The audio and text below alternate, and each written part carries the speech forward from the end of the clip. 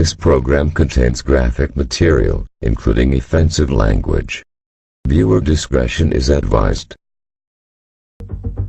You are about to enter the criminal mindscape of Ron Luff, a man who tried to usher in the second coming of Christ by systematically killing a family of 5. Within a few days, those of us who had prepared the pit in the barn understood that someone could die.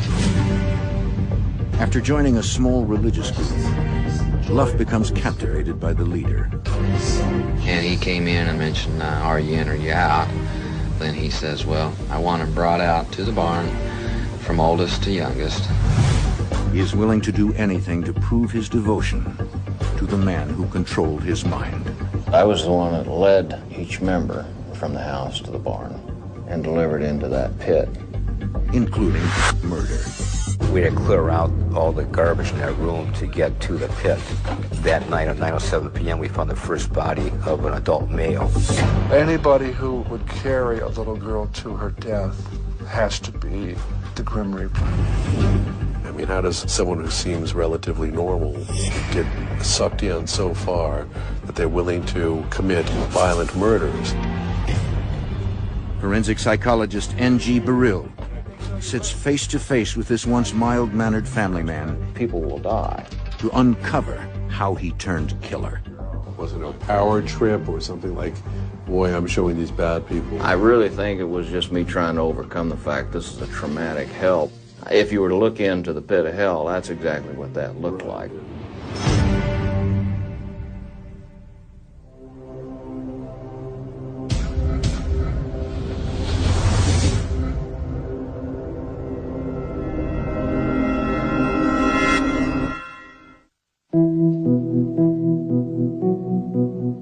Forensic psychologist N.G. Beryl has built his 2-decade career on probing the minds of some of the nation's most violent criminals.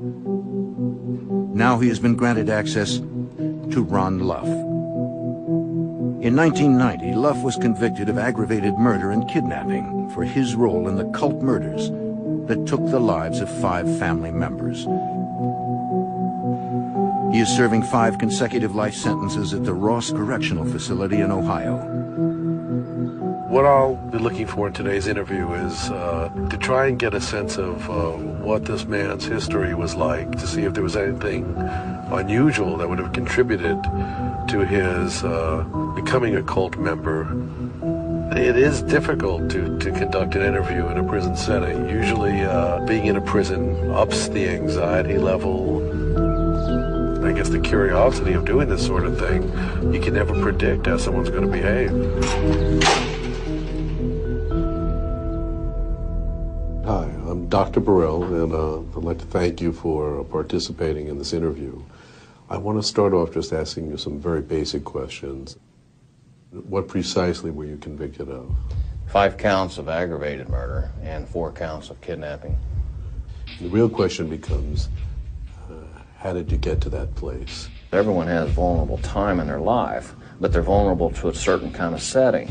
If that setting crosses a path of their life at that vulnerable time, that's a real train wreck. And it's rare that it happens. Right. So you don't spend time going over the past asking, how could I have been so foolish? How could I have been so... I spent the last 20 years doing that.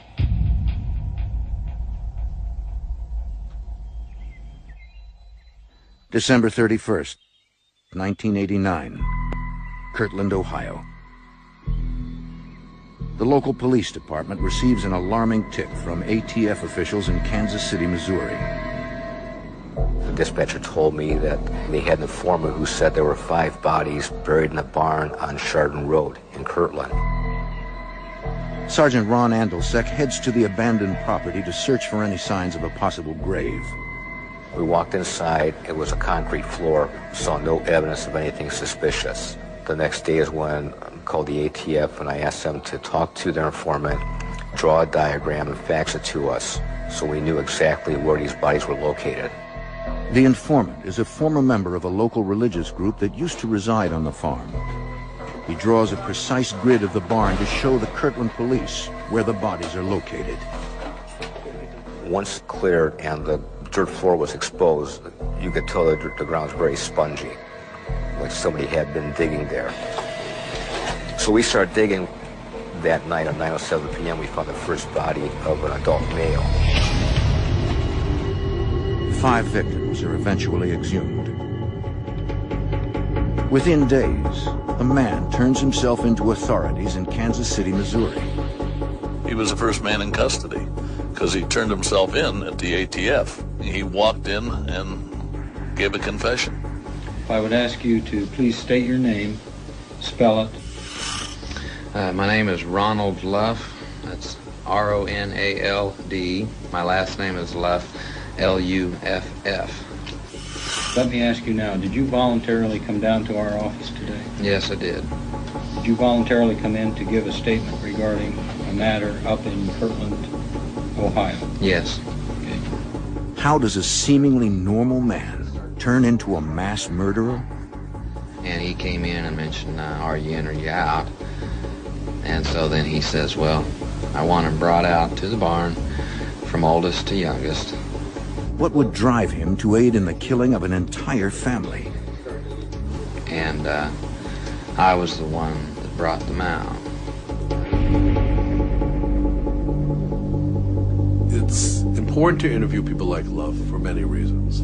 He's a seemingly normal fellow coming from the Midwest who loves God and country, a married man who, you know, in his young adulthood gets sucked into a cult. Then there's the whole idea of how do you get drawn into a cult anyway? I mean, how does someone who seems relatively normal, you know, get sucked in so far that they're willing to commit violent murders? Maybe it would be easy to go backwards and find out a little bit about your early years when you were a kid. Maybe you can tell me a little bit about the family you were raised in? I was a 5th generation member of a branch of Mormonism known as the Reorganized Latter-day Saints. And so I was really very active. Inside the family, what were things like there? I mean, what was the tone growing up in your house? The tone was pretty oriented around the church. It wasn't a perfect lifestyle. I mean, I know for myself, I fell away from faith a little bit later on in my high school years, and Well, yeah, let me stop you there. You said it wasn't a perfect house. What about living in that house would not have been perfect? My dad was, you know, we didn't really understand each other real well. One thing I saw in my dad was he had a tremendous amount of love, but he didn't always know how to express it real well. There is something in there, maybe even his own temperament, that left him feeling alone, disconnected, and particularly in need of a bigger structure that could give him direction and make him feel part of something. Like a lot of teenagers, Luff begins to rebel and distances himself from the church. I began to drink and act wild. Which is really not consistent with Not what at they all. expected at home. Which really drove a wedge there, you know. As Luff pulls further away from his family and religion, he searches for new outlets to fill the void. At age 18, he joins the Navy. The Navy would have been the next big affiliation. Sure. It was a strong, structured environment, and so yeah, I could understand it and find my place in that. After getting married and starting a family, Luff leaves the Navy. The lack of structure leaves him floundering. He turns back to his religion for stability. He needed an awful lot, I think, psychologically. He talks about going to the Navy and finding some satisfaction in associating himself with a larger group with a structure, and he could follow directions and commands. And once out of the Navy, still searching for something. And in this case, what he was searching for, I guess, a certain kind of spiritual or religious certainty. Luff's constant search for structure and acceptance within a group setting starts him on a dangerous path that will change his life forever. 1984. Ron Luff settles down and marries 22-year-old Susie, a fellow Mormon. They start a family, and Luff leaves the Navy after 6 years to be closer to them. Soon the lack of structure leaves Luff searching. He turns back to the church for guidance. So where does the story take its turn? I mean, so far... Well, the real thing that happened was in April of '84, there had been a world conference for the church. At this particular world conference, they introduced a new direction for the church, and it split the church wide open. Now, for me, I was getting out of the military and I was starting a new life, but the church, which was a huge part of my life, was in utter turmoil. Looking for answers, Luff takes a fateful trip with his family to an Ohio town known as a kind of Mecca for Mormons.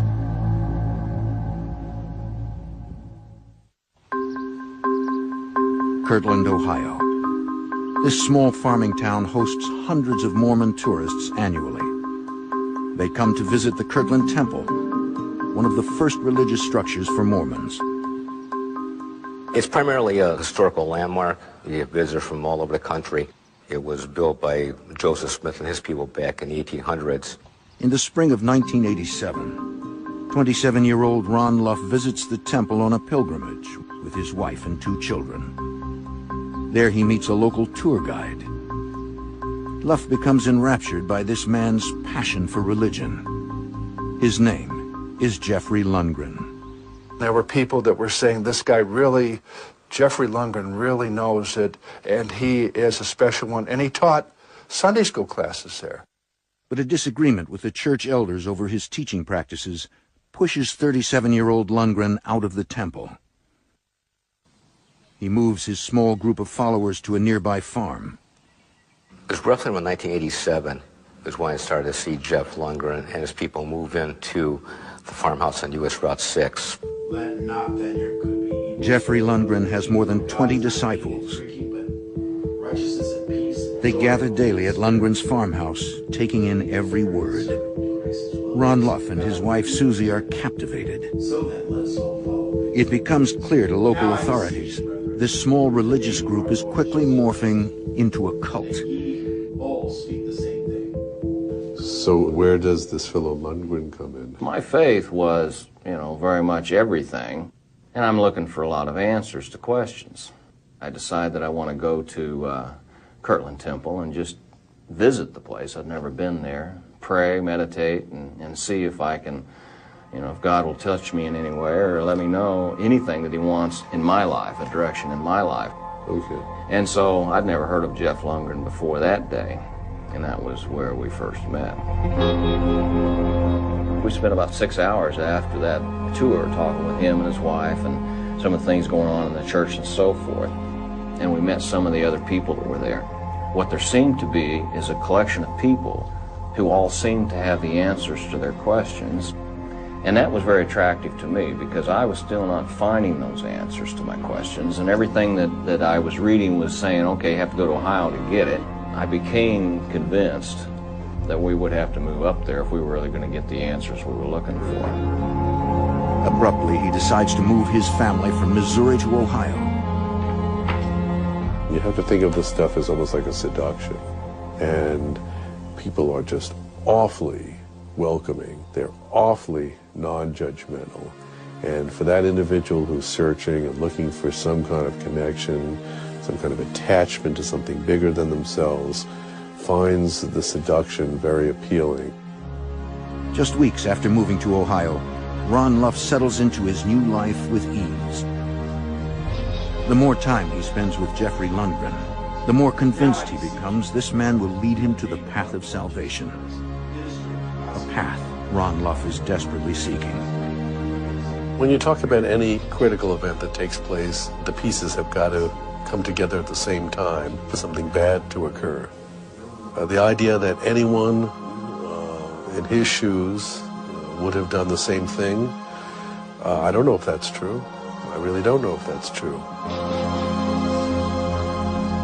How quickly was it that you sort of melded and got involved and sort of decided this is a fellow that's going to now play a major role in my life? You really have to understand Mormonism and the Book of Mormon specifically, because it prophesies of a choice seer.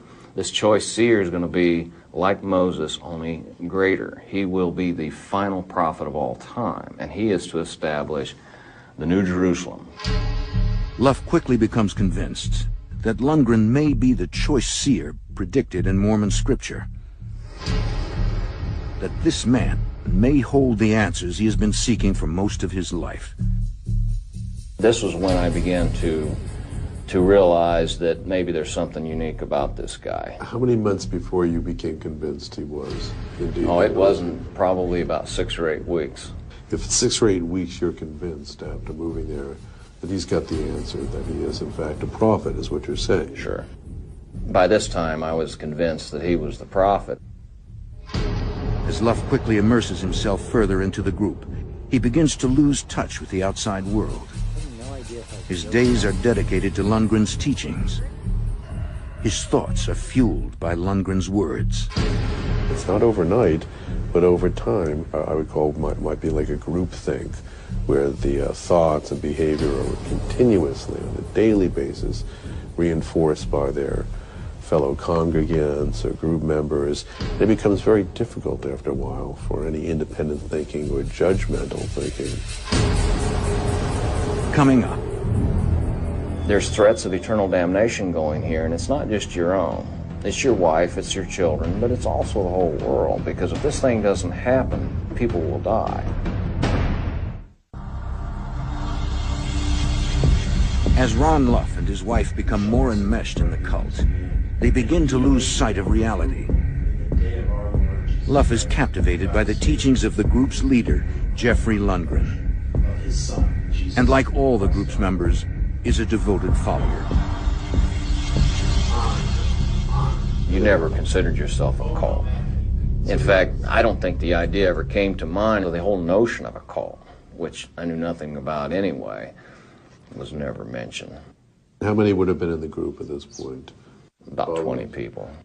When did the request or dictates become even more unorthodox or more, I guess it would be opposed from traditional church practice? Well, it's hard to break down steps because there's so many of them, and they're gradual. Lundgren's behavior becomes bizarre and even cruel. Now I say, go into Jerusalem. He tests his followers' devotion by holding Bible class from morning to 2 a.m. or later. That in everything you And he challenges their willpower by insisting that they fast while he eats a lavish lobster dinner in front of them. Luff follows Lundgren's demands without hesitation. Did any part of you ever say to your wife, gee, this is a little weird, I don't know, you know, this fellow's maybe just a flim-flam man, I just don't know. Well, it's like that boiling of a frog slowly. By the time you realize anything, you don't realize it. Cults are not democracies. Cults have a leader at the top of the pyramid who calls the shots, and there can be no room for questioning. Isolated on a remote farm, Lundgren is able to control all of his followers. He dictates their every move, and for some, even their thoughts. No one around you ever had secret discussions? No, in fact, that kind of communication control is a huge part of the setting. Without the setting, you don't have the effects that this kind of thing can bring about. How was that imposed? How do you impose the control over 20 people? Well, there's the subtleness of eventually keeping certain conversations restricted. In other words, there are certain things that you don't need to talk about, and there are certain things that you shouldn't talk about, and there's a lot of reprisals for any time someone would do something, a form of non-physical punishment. Lundgren convinces Luff and the other followers that their sins will delay the second coming of Christ. There's threats of eternal damnation going here, and it's not just your own. It's your wife, it's your children, but it's also the whole world, because if this thing doesn't happen, people will die. Lundgren manipulates the group to convince them that there are consequences mandated by God if they do not follow his every word. We had a rabbitry, we had a couple pets and things like this. Well, they would end up dead. Of course, it's pretty obvious, I think, now that Lundgren was killing these creatures. And so every time that happened, he said that's because there's sin in the midst. That meant that there would be a cost. At this point, it was a cost to some animal. But it also meant that it would postpone this fulfillment that we were supposed to be seeking, which meant that more people would die. Were you afraid living in this context? I mean, was it a joyful experience? No, you become desperate. You become desperate to bring these things about because this is what has to be. It's the only access to life that there is. To control his followers, Lundgren also uses guilt as a manipulation tactic. Luff is told the sins of the world rest on his shoulders. It is a burden that is almost too much for Luff to bear. The whole Ethiopian famine was personally attributed to me as being failure on my part, so these people died. And I remember tears coming out of my eyes, coming out of that class at night, thinking, my God, all these people are dead and it's my fault, you know. And so I felt these things. They were real to me then. So a terrible burden to bear. Oh, this entire famine rests on your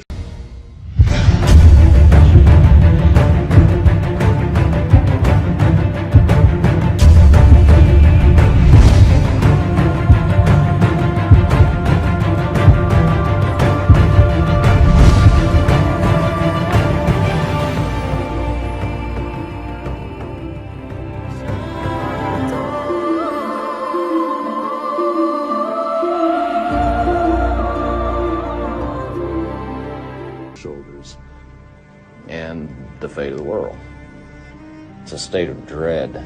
You become completely dependent upon the one that's in charge, the prophet. And you have no ability, no capability of your own. And so you're completely relying on him, and it's dreadful because there's nothing that you can do about it. And so you're desperate. And it's as desperate as somebody that's floundering around in the water looking for a breath of air. As Lundgren's control continues to take a dark turn, some group members fear what is to come. One man flees the group and warns authorities that this cult is on a path towards carnage. Curry, who left the group and finally called the FBI, said they were afraid to leave. He was afraid to leave. He was afraid that Jeff had enough information, was powerful enough that he would track him down and kill him for sure. As the FBI begins to monitor the group, Lundgren devises his next test for his followers. He tells them that the second coming of Christ will only occur once the group is free of sin and the wicked are delivered to God for judgment. It is a prophecy that can only be fulfilled through bloodshed. Coming up. But you knew that something bad would happen. But I would say within a few days at least, beforehand, those of us who had prepared the pit and the barn understood that someone could die. Ron Luff has been a devoted member of a religious cult for 2 years. One day, leader Jeffrey Lundgren approaches Luff with a plan that epitomizes all the control he holds over Luff and the evil of which he is capable. It revolves around a family named Avery, who are fellow group members. The Avery family had been part of the group early on. They had lived up there before we moved up. And he had basically emptied them of everything that they had. When they moved up, they had money and it was his. They had a second car and he got one car and left them the one that didn't run. And when it got to the point where he had basically used them in every way, then he had no use for them. They were seen as unwelcome. And so he looked at me. I mean, we were working out together. It was just the two of us out in the barn. And he says, I just want you to know one thing. We're not bringing friends this time. Lundgren approaches Luff and tells him to dig a large pit in the barn. It is another command Luff follows without question. You knew that something bad would happen. But I would say within a few days at least beforehand, we certainly, those of us who had prepared the pit and the barn understood that someone could die.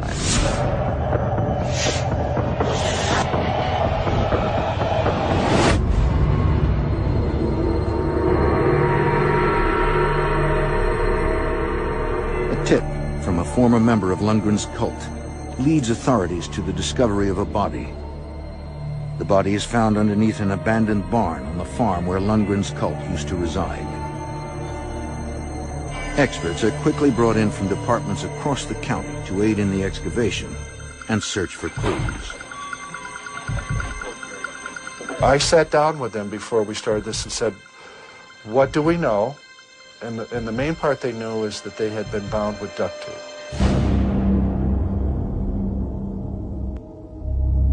The process takes an emotional and physical toll on everyone involved. They had deteriorated badly enough that we just used white sheets from the ambulances and carefully brought them up so they remained intact as best as possible for the coroner to examine later on. I went home and I burned the clothing I was wearing because it stunk so bad, and I cleaned out the inside of my nose with alcohol because the odor is there. The taste of death is really there. It's not your imagination. It takes 2 days and dozens of people to excavate 2 adults and 3 children buried under the barn. All 5 victims are found bound with duct tape and shot several times. During the excavation, police estimate the youngest victim to be 6 years old. There were 3 little kids, golly, that it's so tragic and bad. It's 2 generations wiped out because that's the human part of it. Anybody who would carry a little girl to her death has to be the Grim Reaper. Police quickly identify the victims as the Avery family. They are also members of Lundgren's group. I don't see how it could be much worse when you're talking about the murder of 5 family members, including 3 children. I don't see how it could be much more atrocious, much worse, much more violent. As Kirtland investigators begin the search for suspects, they receive a surprising phone call. Ronald Luff has turned himself in to authorities. He informs them that Lundgren's cult is responsible for the killings. A suspect in another murder case tonight, Jeffrey Lundgren, the leader of a fanatic religious group. Tonight, he and 4 of his followers are wanted by police. Luff also professes to be a leading figure in the murder of the Avery family. I want to reiterate that you have the right to stop this questioning at any time. Do you understand that? Yes, I do. He makes his confession after hearing about the discovery of the Avery's bodies. The statement that you gave us previously regarding your association with Mr. Jeff Lundgren and others, was that statement done voluntarily, without any threat or intimidation? Completely voluntarily. He provides authorities with a detailed account of the murders, as well as the motive behind their deaths. The whole reason for the Avery homicides was that they had to, what they call, quench the fire of God, and make it a refiner's fire. And basically, Jeff determined through his interpretation that 5 had to be killed. Lundgren convinced his followers the second coming of Christ would only be possible through human sacrifice. Earlier you mentioned about feeding the fire. To put it into a simple explanation was that God's wrath must go out when there's wickedness, and there's always wickedness, and his wrath goes out. But what produces the fire is that you send the wicked before him, as before his altar, so to speak, or the judgment bar. How would he get rid of the wicked? He would kill them. Coming up. I placed them down in, and then I walked away. So you literally walked away. You didn't watch them get shot. No. Did you hear them scream? No. Trina said, ouch. You heard that? Yeah. April 17th, 1989. The Avery family, along with several other cult members, have dinner on the farm. It is not a typical night. Ron Luff knows that Lundgren is preparing a test for the evening. He knows it will involve the Avery family, and that their lives hang in the balance.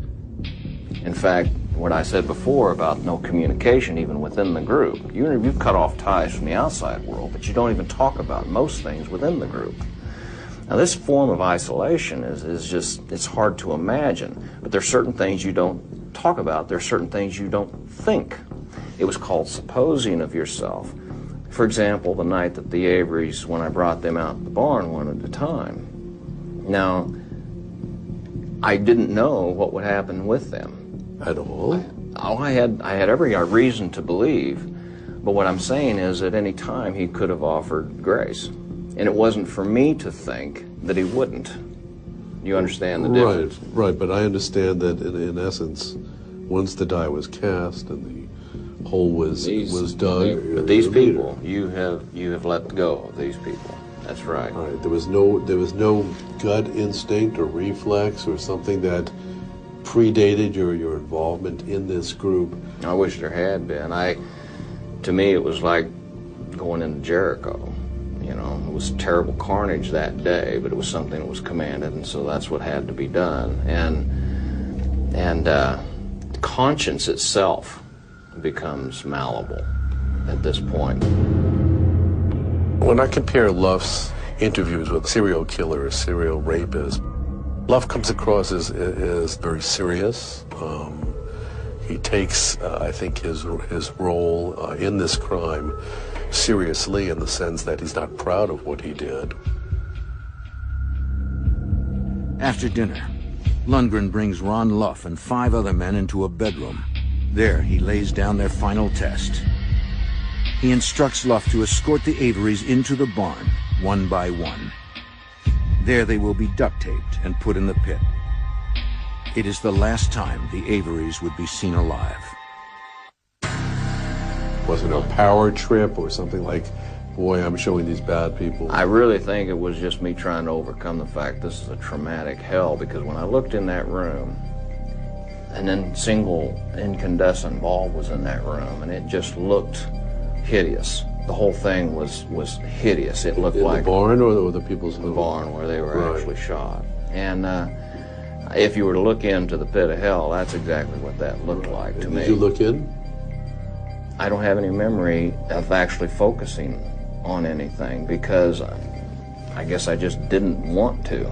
So in walking or escorting these people into the barn, you didn't wait and see them tumble into the hole? I was, I guess you call it Judas goat. I was the one that led each member from the house to the barn.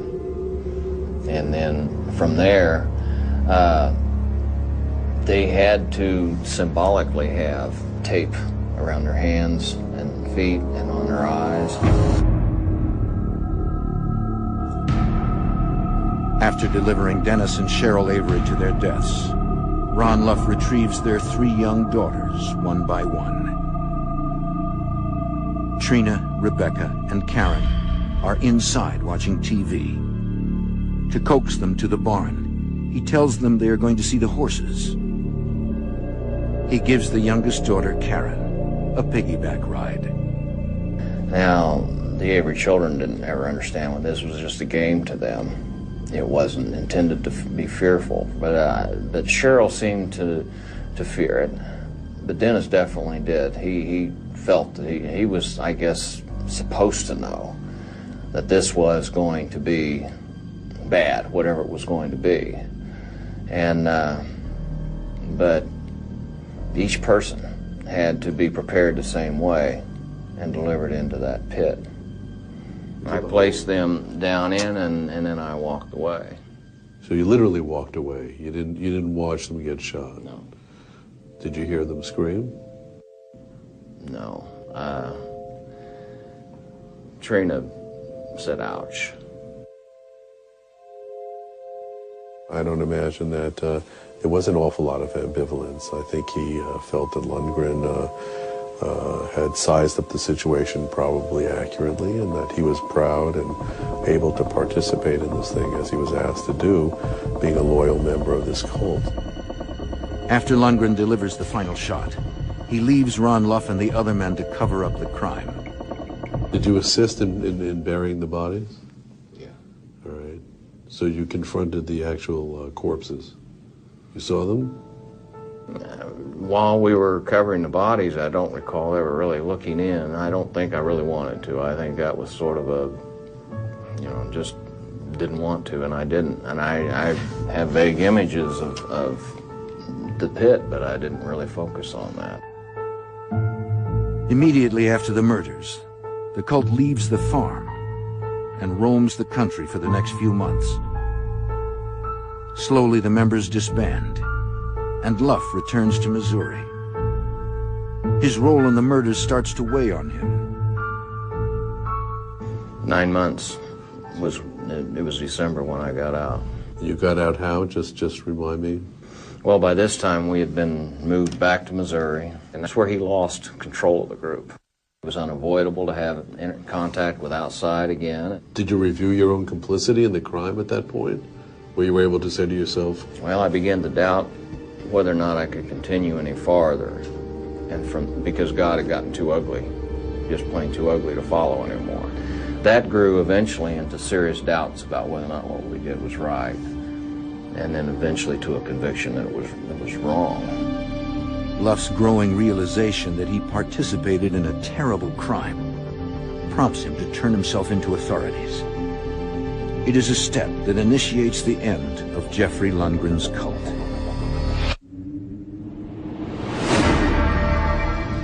One month after the discovery of 5 bodies beneath a farm in Kirtland, Ohio, 12 of Jeffrey Lundgren's followers are under arrest in connection with the murders, including Ron Luff and his wife Susie. The 39-year-old leader of a religious cult is under arrest in California. He is likely to be returned to Ohio, where he is charged with killing a family of 5.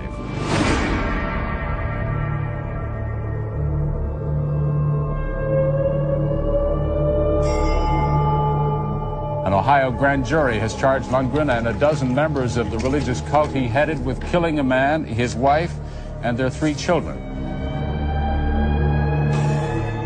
A highly public trial consumes the area as several members recount each step of the murders.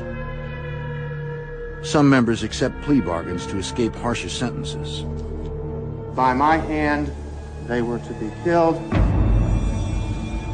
More than a year after the discovery of the Avery's bodies, a dozen cult members plead guilty or are found guilty of sentences ranging from conspiracy to commit murder to aggravated murder. Jeffrey Lundgren is handed the death penalty. He is executed by lethal injection on October 24, 2006. Susie Luff is given a sentence of 7 to 25 years for conspiracy to commit murder.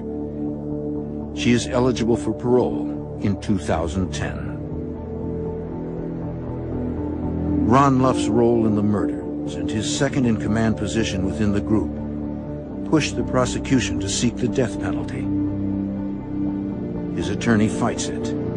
My job, as I viewed it, was to keep him out of the electric chair. I wasn't going to walk him out of there.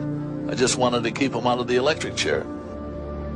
Luff receives 20 years to life for the murders of Dennis and Cheryl Avery, and 30 years to life for their 3 daughters. The judge orders Luff to serve his sentences consecutively.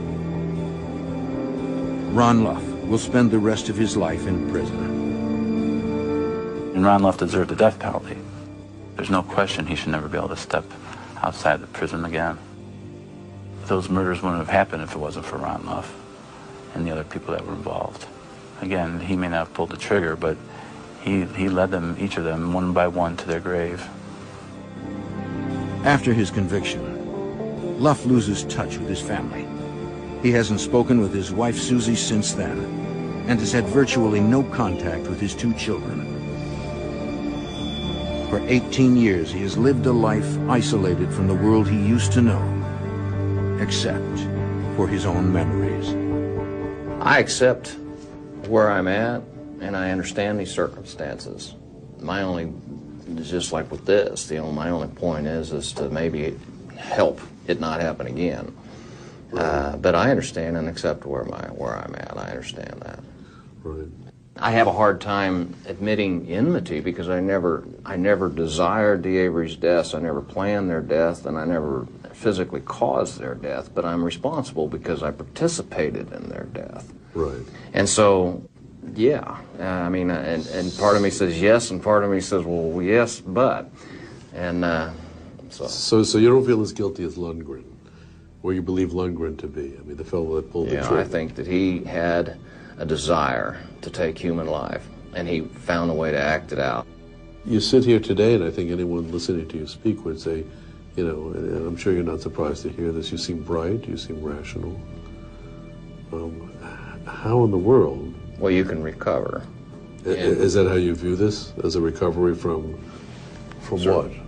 A recovery from, well, I mean, you could say a nightmare, but these settings can happen. People's lives can get grossly manipulated, and I think that the best defense we can have is the realization that we do have those vulnerabilities. We may not know what they are. We should at least recognize that we do have those, and always question, and never allow ourselves into a setting where those questions are not allowed. Always keep the windows open for a little air cross flow, you know? Always make sure that the exchange of ideas can be voiced. By not being able to voice it, eventually you forget that it's your opinion. All right, I think that's what we wanted to know. All right. All right, thanks.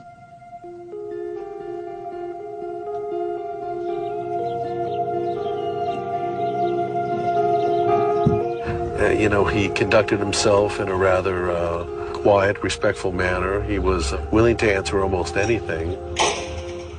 Until you're sitting in a room across from someone, you know, you really don't know how they're going to express themselves. People will die. In talking to Luff about his early years, and I don't want to make it too simplistic, but, you know, this guy has always been looking for a father. And in that sense, we have a little bit of a clue psychologically as to how he would have been drawn into this kind of a cult. I was concerned with who these witnesses would be. The ability to think that through and to make good decisions, rational decisions, seems to have evaporated. It was almost operating almost like a robot, if you will, or like a zombie. I think he recognizes that he really got drawn in. He was sucked in hook, line, and sinker, and as a consequence committed, you know, cold-blooded murder. I think that's something that he finds difficult to live with. And you see, you know, in talking about the kids, for example, that it still weighs heavily on him. It seems that there is some memory for what occurred there. He was not unconscious, but I would probably make the psychological argument that he was not fully conscious either. There was a dissociation, and I think it's not shocking at the end of the day that it's even possible some 20 years later he still may be startled by a memory that gets kind of shook loose. In fact, he whispered, sort of when the cameras weren't rolling, I'm not going to sleep for a couple of weeks now. And I believe that may be the case. I think it stirs up things that this guy just can't control very well.